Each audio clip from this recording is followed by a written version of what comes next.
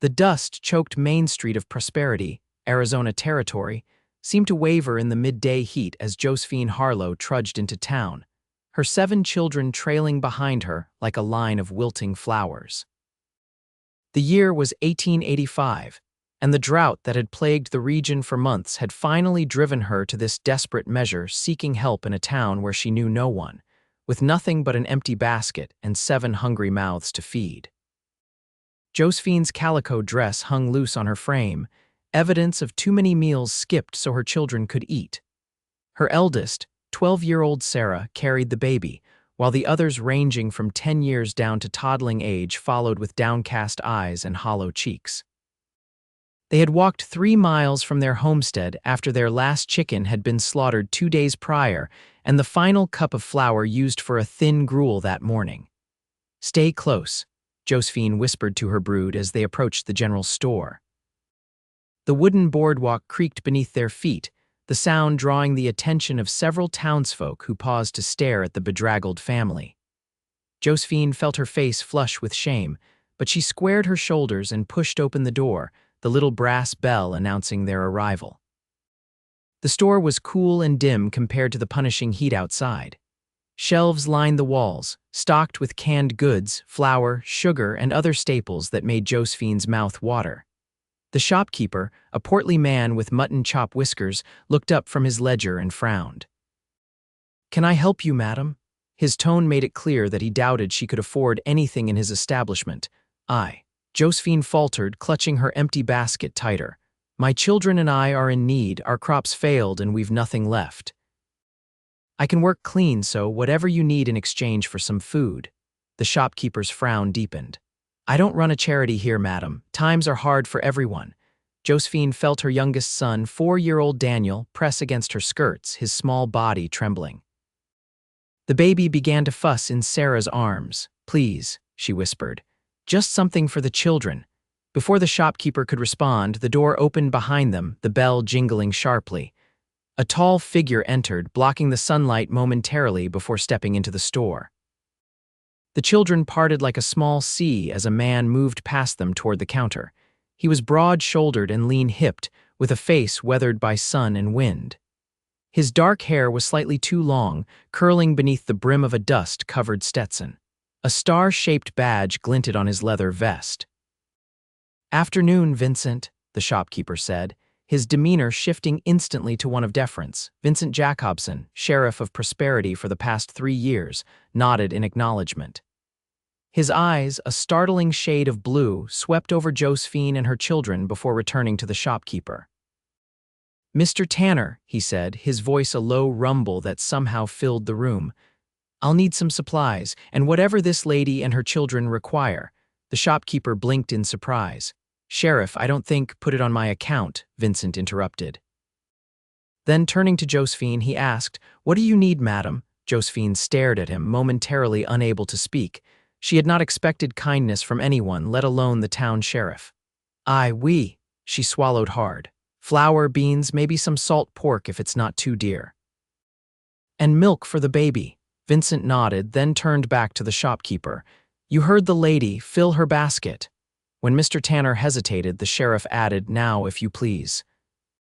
Without another word, the shopkeeper began gathering items from the shelves, not just what Josephine had requested, but coffee, sugar, cornmeal, a slab of bacon, a jar of preserves, and more. The basket grew heavier with each addition until it overflowed with provisions that would feed her family for at least 2 weeks. Throughout it all, Vincent Jacobson said nothing more. He simply stood, arms crossed over his chest, watching as the basket was filled. Josephine's children looked on with wide eyes, hardly daring to believe their good fortune. When the shopkeeper finally placed a small cloth bag of hard candies atop the pile, one for each child, Josephine realized Vincent nodded in satisfaction. "That'll do," he said, and then to Josephine, "Do you have a wagon?" She shook her head. "We walked from our homestead. It's about 3 miles east near Cottonwood Creek." Something flickered in his eyes, recognition, perhaps. "The old Mercer place?" "Yes, sir. My husband Robert bought it last year before he—" She trailed off, unable to finish the sentence with her children listening. Vincent seemed to understand. "Wait here," he said, and then left the store without another word. Josephine stood awkwardly, feeling the shopkeeper's resentful gaze. "Thank you," she said softly to him. "We're very grateful."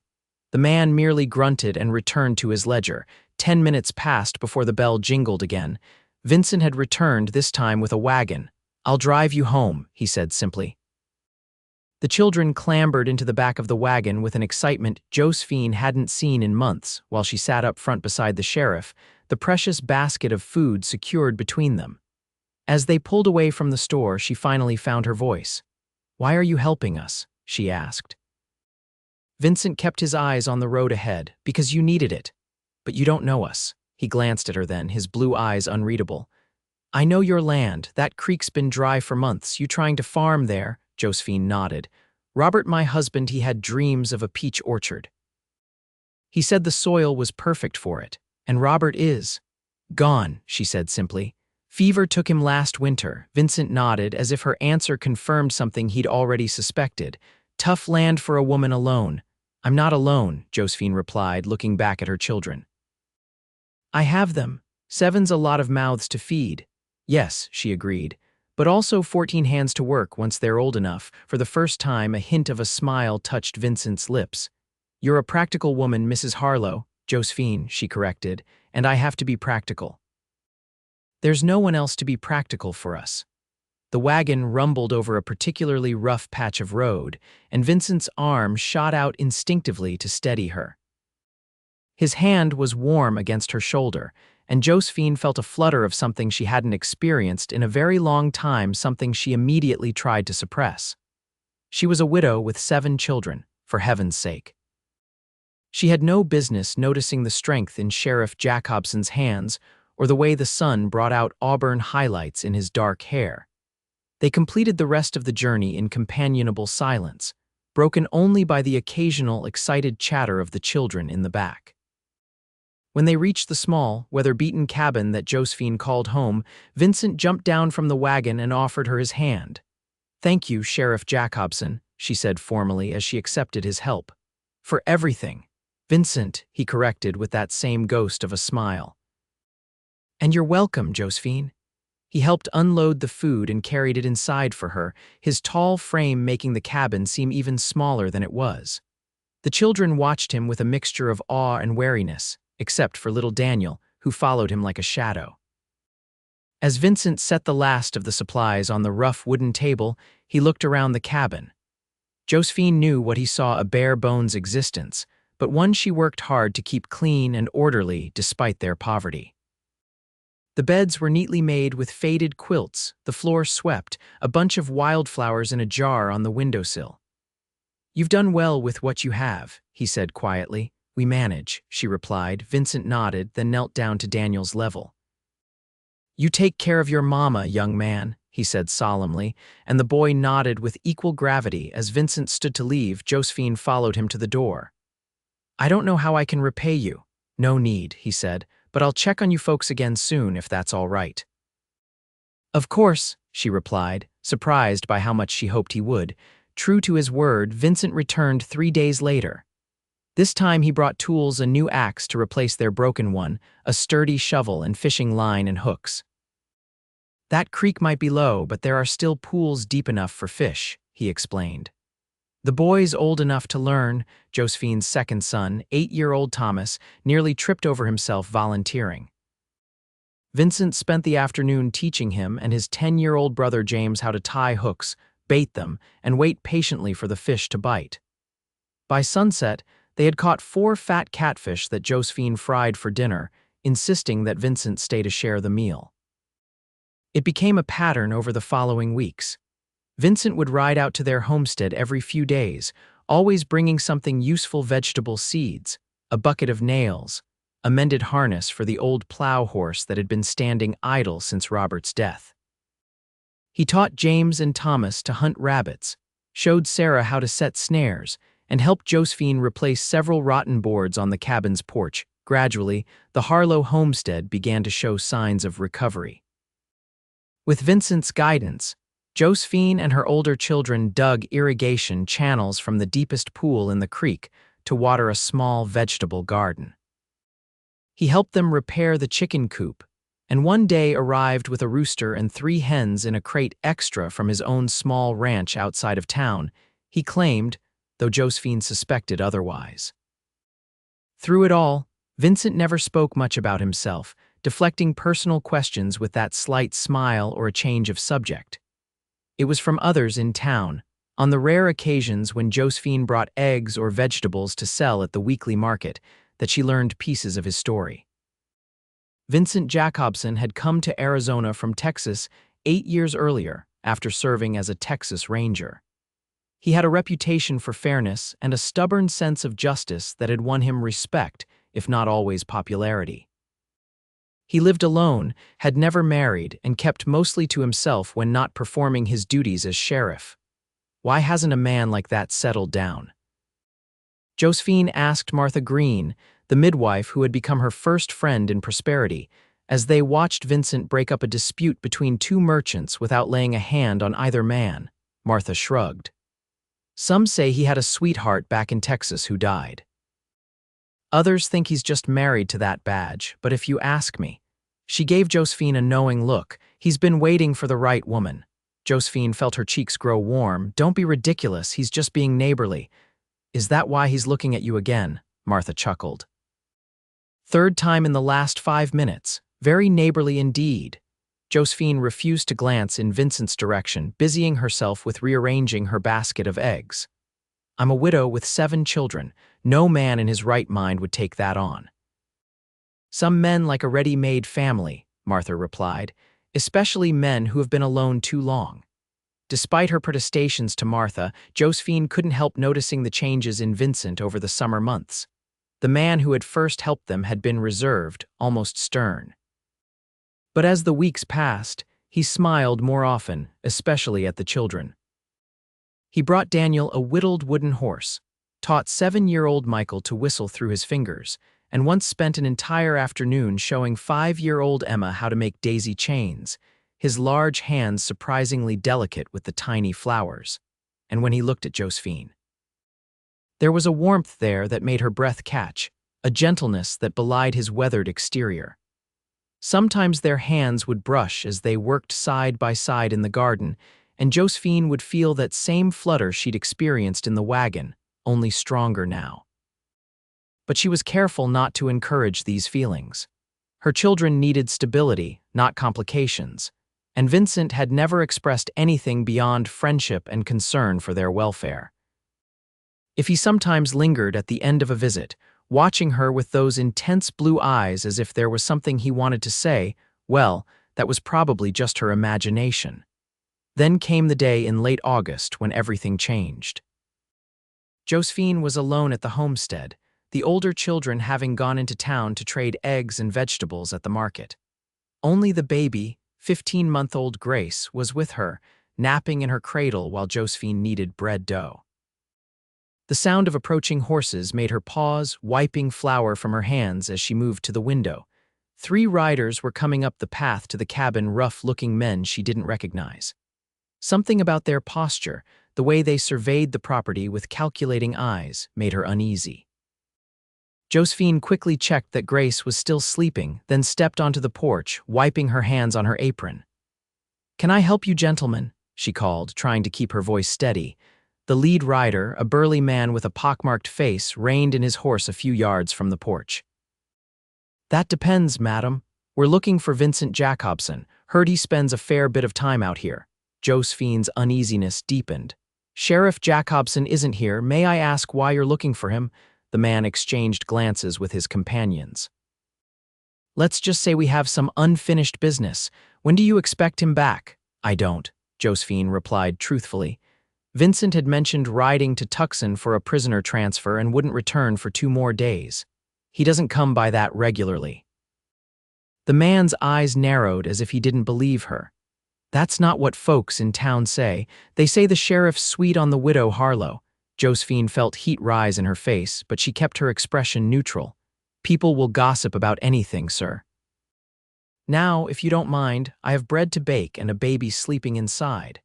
She turned to go back into the cabin, but the sound of boots hitting the ground made her freeze. The leader had dismounted and was approaching the porch steps. Maybe we'll just wait for him here, he said, his smile revealing tobacco-stained teeth. Get comfortable like, I'm sure he'll turn up eventually. Josephine's heart hammered in her chest. I don't think that's appropriate. Please leave my property. The man took another step toward the porch. Now don't be unfriendly, madam. We're just the unmistakable sound of a shotgun being cocked cut through the air. All eyes turned to the corner of the cabin, where Martha Green stood, a double-barreled shotgun leveled at the intruders. I believe Mrs. Harlow asked you to leave, Martha said calmly. I suggest you do so immediately. The leader's face darkened. This doesn't concern you, old woman. I'm making it my concern, Martha replied, stepping forward, and I may be old, but I can still put a load of buckshot where it counts. Now get back on those horses and ride out. For a tense moment, Josephine thought the men might attack, but something in Martha's steady gaze or perhaps the unwavering aim of her shotgun convinced them otherwise. With muttered curses, the leader remounted his horse. Tell Jacobson that Lee Barker is looking for him, he spat. He'll know what it's about. I'll be sure to pass that along to the sheriff, Martha replied, not lowering the shotgun until the riders had disappeared down the path. Only then did Josephine's knees give way and she sank onto the porch steps. Thank God you came when you did, she gasped. How did you know? Martha sat beside her, the shotgun now resting across her lap. I didn't. I was on my way back from the Wheeler place, delivered their new baby this morning, and thought I'd stop to see if you needed anything from town. She patted Josephine's hand. Lucky timing. Who were they? Josephine asked, still trembling slightly. That man said his name was Lee Barker. Martha's face grew grim. Barker brothers and their cousin, if I'm not mistaken. Bad lot. The oldest brother, Lee, was sent to prison by Vincent about 5 years back, must have served his time and come looking for revenge. They'll come back, Josephine said, fear gripping her heart again. When Vincent returns from Tucson, they won't find him unawares, Martha assured her. We'll make sure he knows they're in the area. Vincent can handle himself, Josephine. He didn't become a Texas Ranger by being careless. Martha stayed until the older children returned from town, and Josephine's eldest son James rode to alert the deputy in Vincent's absence. That night, 2 of the townsmen volunteered to keep watch near the homestead, but the Barker brothers didn't return. For 2 anxious days, Josephine jumped at every sound, terrified that the men would come back before Vincent returned. When she finally heard the familiar sound of his horse's hoofbeats on the 3rd afternoon, the relief nearly buckled her knees. She ran from the garden where she had been working, heedless of decorum. Vincent dismounted quickly, his expression concerned as he took in her disheveled appearance. What's happened? He asked, his hands settling on her shoulders. Deputy Miller said there was trouble. Breathlessly, Josephine recounted the visit from Lee Barker and his companions. Vincent's face grew darker with each detail, his hands tightening slightly on her shoulders. I'm sorry, he said when she finished. This is my fault. I've put you and the children in danger by coming here so often. Don't say that, Josephine protested. You've been nothing but kind to us. We would have starved without you. Vincent shook his head, stepping back. Barker's dangerous, Josephine. He blames me for his brother's death in prison, and he's been threatening revenge for years. I should have considered that he might try to get to me through. He stopped, something flickering in his eyes. Through people I care about. The words hung in the air between them, laden with unspoken meaning. Josephine found herself taking a step toward him. Vincent, the sound of children's voices interrupted whatever she might have said. The 3 youngest Harlow children came running from behind the cabin, shouting in excitement at the sight of the sheriff. Vincent forced a smile for them, but when he looked back at Josephine, his expression was resolved. I'll take care of Barker, but after that, it might be best if I don't come around so much for your safety. Before she could argue, he had turned his attention to the children, producing 3 peppermint sticks from his pocket as if nothing was wrong. But Josephine saw the tension in his shoulders, the vigilant way his eyes scanned the surrounding area even as he knelt to distribute the candy. That evening, after Vincent had inspected the property and assured himself that the Harlows would be safe for the night with the added precaution of the deputy making regular patrols, past the homestead, he prepared to leave. Josephine walked him to his horse, the fading sunset painting the sky in shades of pink and gold. "You don't have to stay away," she said quietly. "The children would miss you terribly." Vincent paused in the act of tightening his saddle girth. "It's not just about the children, Josephine. Surely you know that." Her heart skipped a beat. "What do you mean?" He straightened, turning to face her fully. In the golden light of sunset, his blue eyes seemed to hold all the longing she'd been trying to ignore in her own heart. "I think you know exactly what I mean. Why I keep coming back here. Why I can't seem to stay away, even though I know a widow with 7 children doesn't need more complications in her life." Josephine's breath caught. Maybe she does. Maybe she's been alone long enough. Vincent took a step toward her, then stopped, his expression torn. "I can't offer you anything until Barker is dealt with. He'll use anyone I care about to get to me." "Then deal with him," Josephine said, surprised by her own boldness, "and come back to us, to me." For a moment she thought he might close the distance between them, but Vincent only nodded, his jaw tight with resolve. "I will," he promised. Then he mounted his horse and rode away, leaving Josephine to watch until his figure disappeared into the gathering dusk. The next 3 days passed with agonizing slowness. Josephine heard nothing from town except that Vincent and his deputy were searching for the Barker brothers. She kept the children close to the homestead and jumped at every sound, both fearing and hoping it might be Vincent returning. On the 4th day, as Josephine was hanging laundry with Sarah's help, they heard horses approaching. She tensed, automatically counting her children all within sight except James, who was checking their rabbit snares nearby. Relief flooded her when she recognized Vincent's tall figure leading the riders. But it was a short-lived relief, for as the group drew closer, she saw that Vincent's shirt was blood-stained, and he rode stiffly, as if in pain. Behind him, the deputy and another man she didn't recognize flanked a bound prisoner, Ali Barker. His face bruised and defeated, Vincent dismounted carefully, wincing slightly, and Josephine rushed to his side. "You're hurt," she said, her eyes fixed on the dark stain spreading across his left shoulder. "It's nothing serious," he assured her. "Bullet just grazed me. Martha already patched it up." "Sheriff's being modest," the deputy called from his horse. "Took that bullet pushing me out of the way. Barker had us pinned down in that abandoned mine shaft west of town." Vincent shot the younger man a quelling look, then turned back to Josephine. "We got all 3 of them. Barker's cousins decided to surrender when they saw they were outgunned. They're locked up in town, and we're taking Barker to the territorial prison in Yuma ourselves. Just wanted to stop and let you know it's over." "You shouldn't be riding with that wound," Josephine protested. "It's not far to Yuma," Vincent replied. 3 days' ride at most, I'll be fine." She wanted to argue further, but the deputy was already looking impatient, and Barker was glaring at her with undisguised malice. This wasn't the time or place for the conversation they needed to have. "Be careful," she said instead, "and come back when you can." Vincent nodded, his eyes conveying what he couldn't say in front of his men.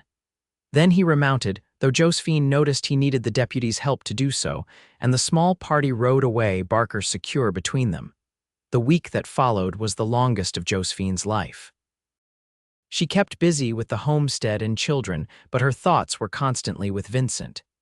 Had his wound worsened on the journey?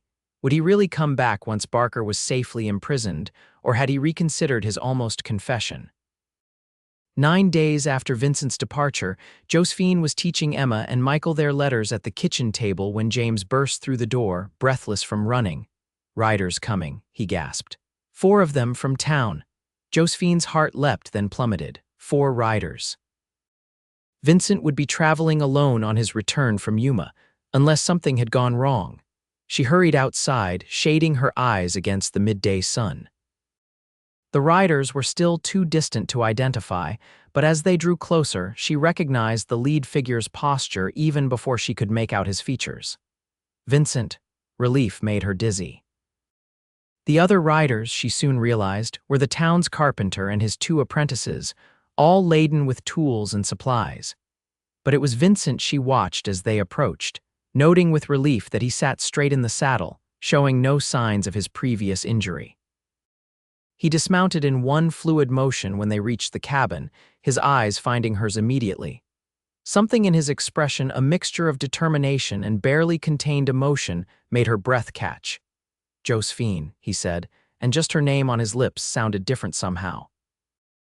"I've brought Mr. Peterson and his boys to make some improvements to your home, if that's all right with you." She blinked in confusion. "Improvements?" Vincent gestured to the wagon of supplies the men had brought. "The roof needs better patching before winter. And I thought maybe in addition to the cabin, 2 more rooms would give everyone a bit more space. The boys are getting too old to share with their sisters." "I can't afford," Josephine began. "It's already taken care of," Vincent interrupted gently. "Consider it an investment in the property."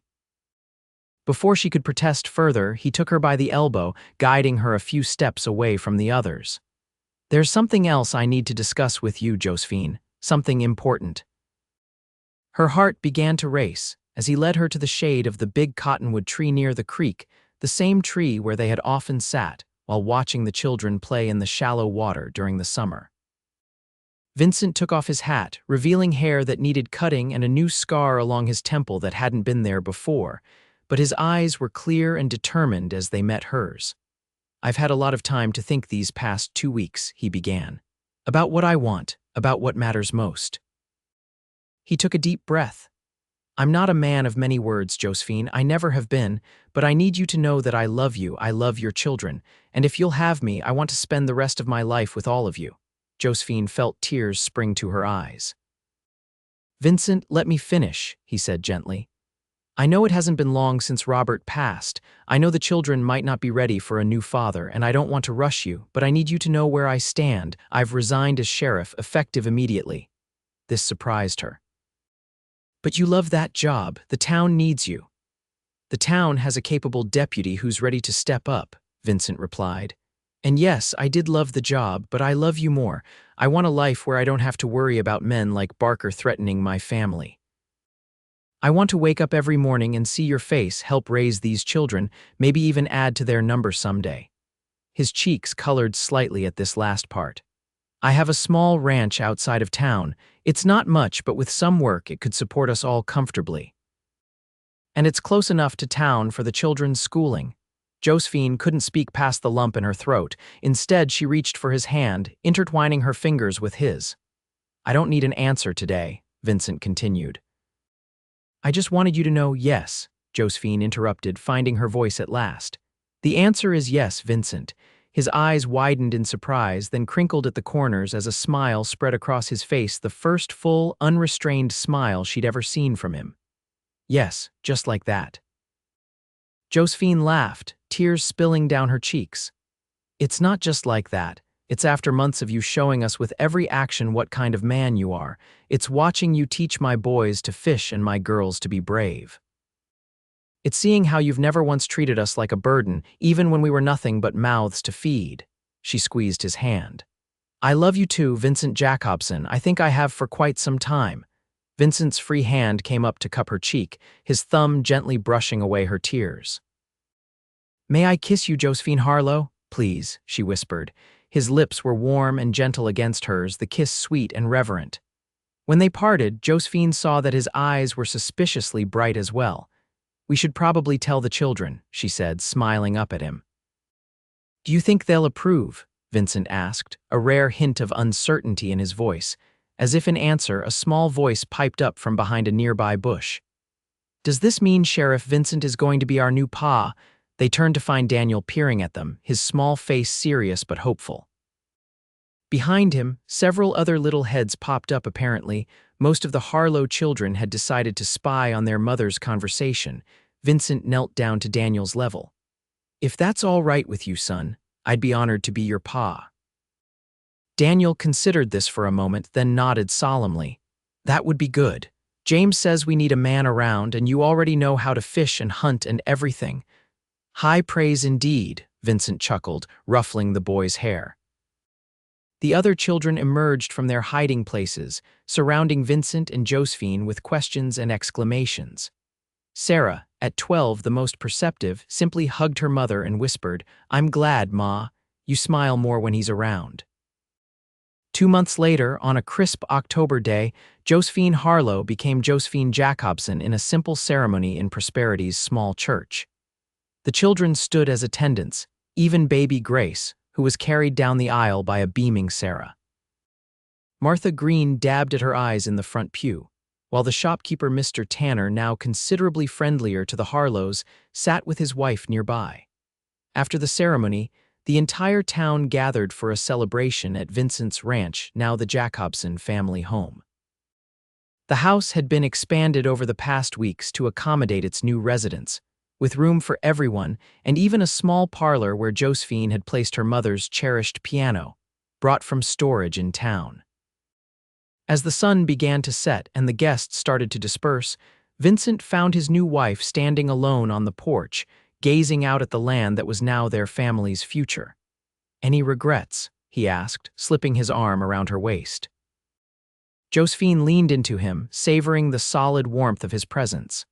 "None," she said truthfully, "though I still find it hard to believe sometimes. That day I walked into town with my empty basket and 7 hungry children. I was just hoping for enough charity to see us through another week. I never imagined I'd find a whole new life." Vincent kissed the top of her head.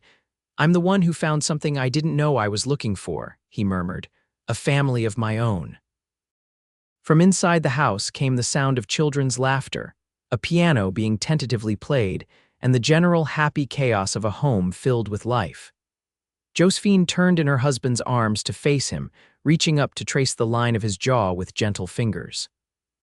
"I love you, Sheriff Jacobson," she whispered. Vincent smiled and lowered his lips to hers. "And I love you, Mrs. Jacobson, every day for the rest of our lives." As the stars began to appear in the darkening sky, the couple remained on the porch a moment longer, holding each other close, before turning to join their children in the warm light of their home.